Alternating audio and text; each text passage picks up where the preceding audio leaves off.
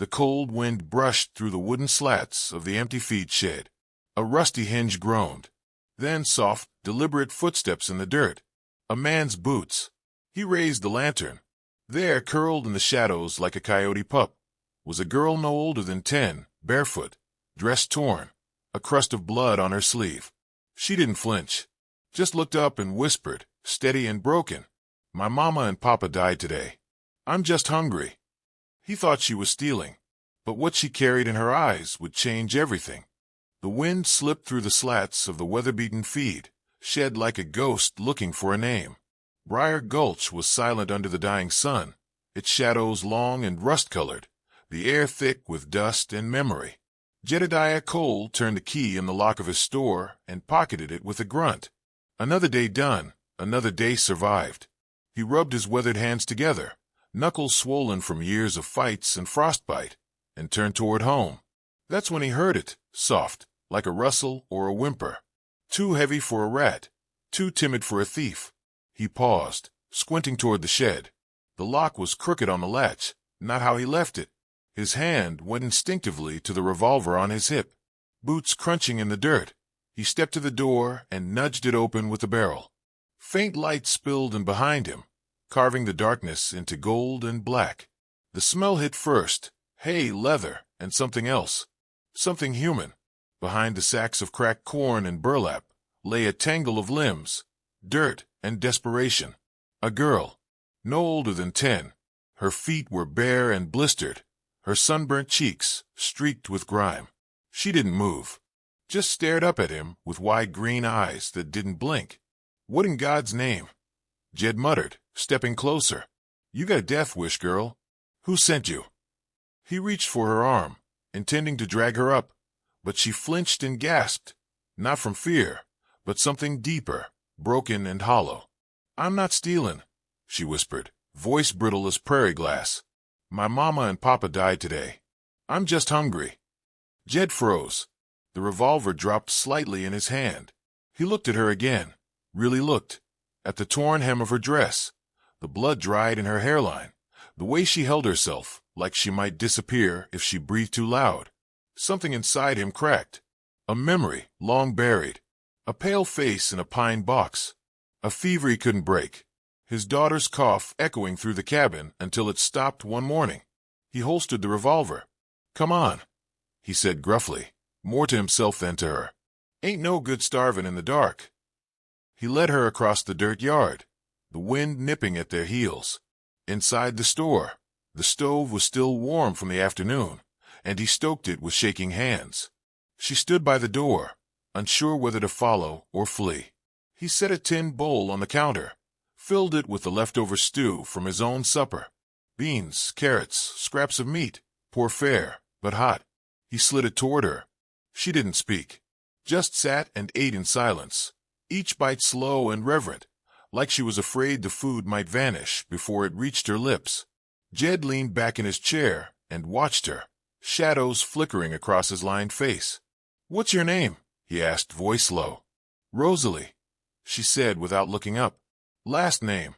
"Quinn." He nodded, though the name meant nothing. "Where was your folks' place?" She paused, chewing. "By the cottonwoods near the ridge, east of the gulch." "That's a ways out."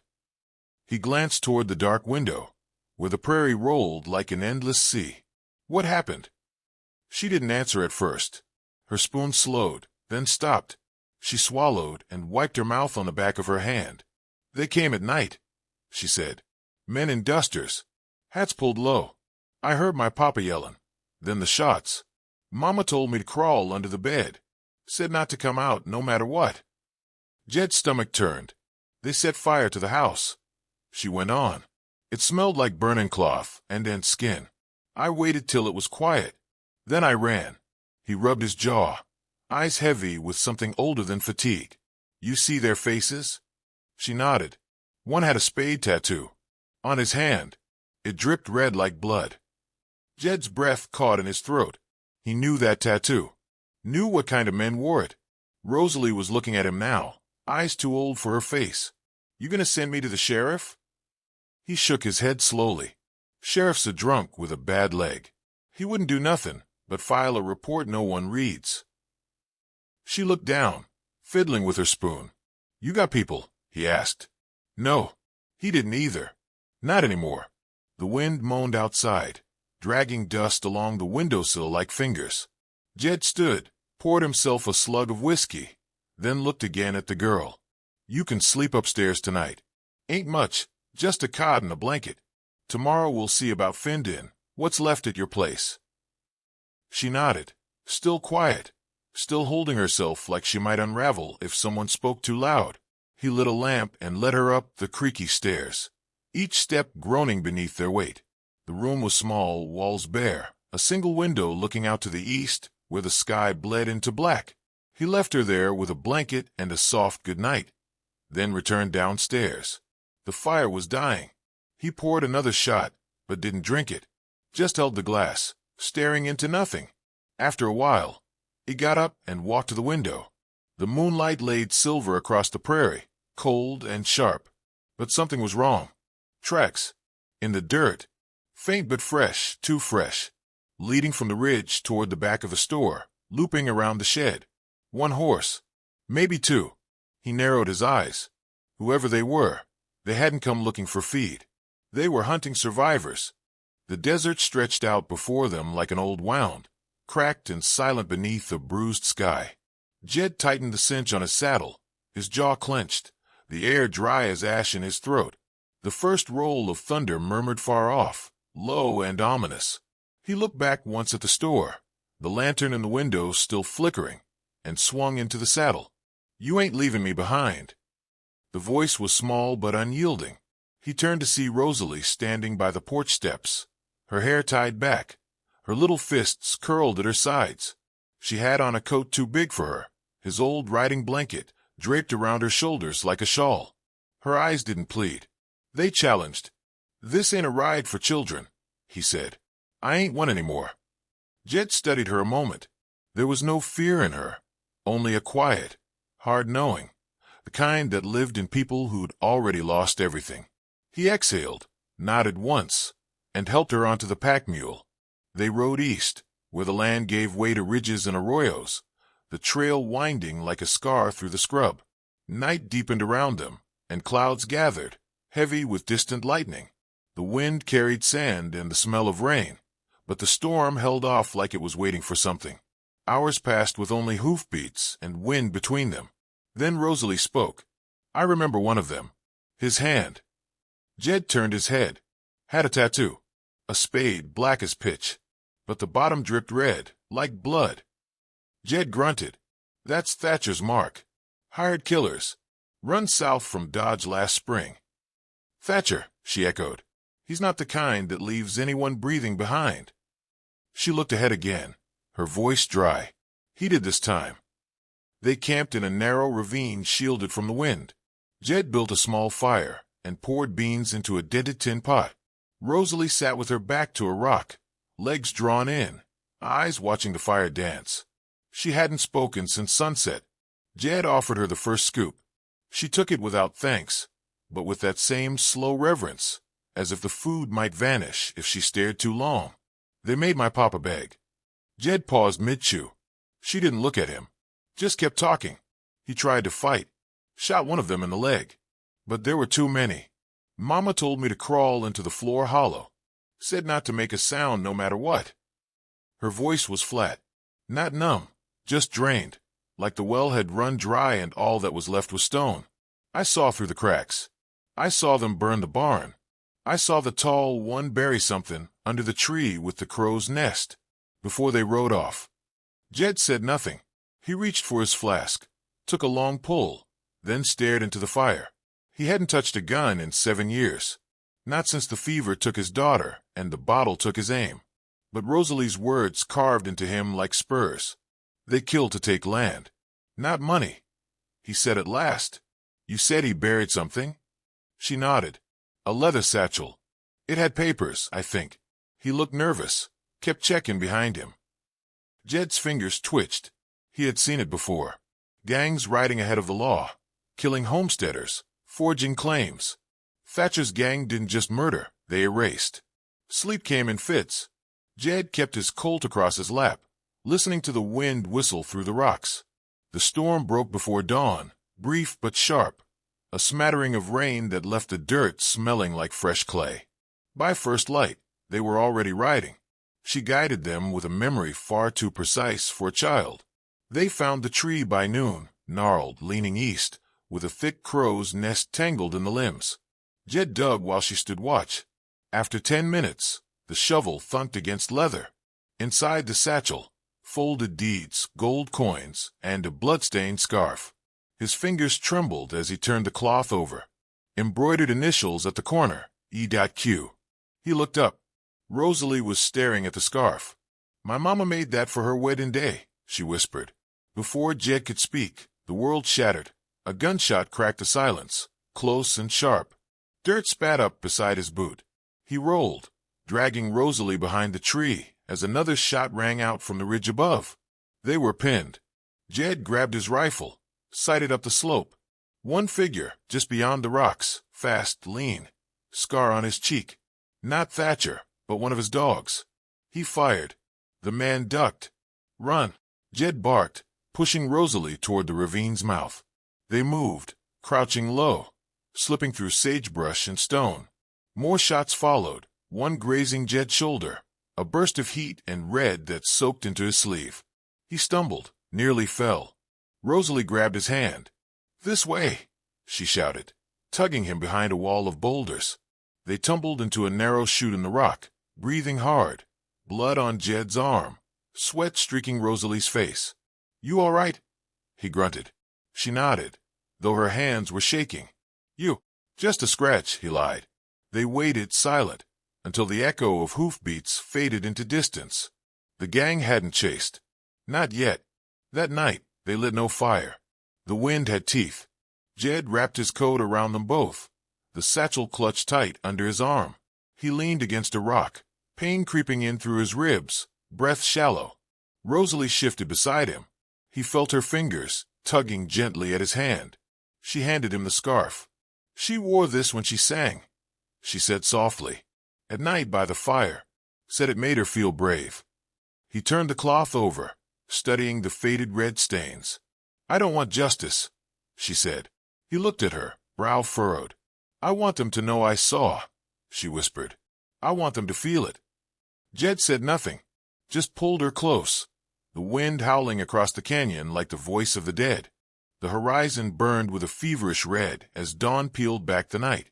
The abandoned mining camp sprawled like a carcass in the dust, its rusted tracks and leaning shacks barely clinging to the slope of the canyon. Jed Cole lay prone on the ridge above it, rifle steady across a slab of rock. Below, Thatcher's gang moved with the lazy confidence of men who believed they were untouchable. He counted 5, maybe 6.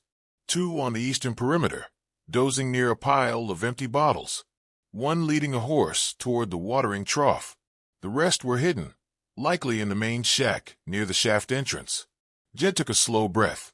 The morning wind stirred the ash-blown dirt and whispered through the broken timbers, sounding like the hollow breath of justice itself. This was the place, the end of the trail. The old fear inside him had vanished, burned away in the firelight of a girl's courage. His hands were steady now. The man who'd buried his own heart years ago had returned. The first shot was clean, sharp and final. The sentry by the water dropped without a sound, his body folding like dry canvas. Jed moved fast, low across the ridge, descending toward the camp's blind side. He slipped between boulders and broken fences, years of muscle memory guiding each step like a ghost riding shotgun. The second man never saw him. Jed's knife whispered across his throat, and the body slumped into the dirt with barely a breath. Back at the ridge's edge, Rosalie crouched behind a rock, watching. She didn't blink. In her coat pocket was Jed's derringer, loaded and ready, her small hand gripping it so tight her knuckles paled. This was her part, and she hadn't flinched. The third sentry, a tall man with a scar on his neck, stood at the side trail smoking. He turned at the sound of pebbles shifting, and there she was. "Sir," her voice cracked like a twig. "I'm lost, please."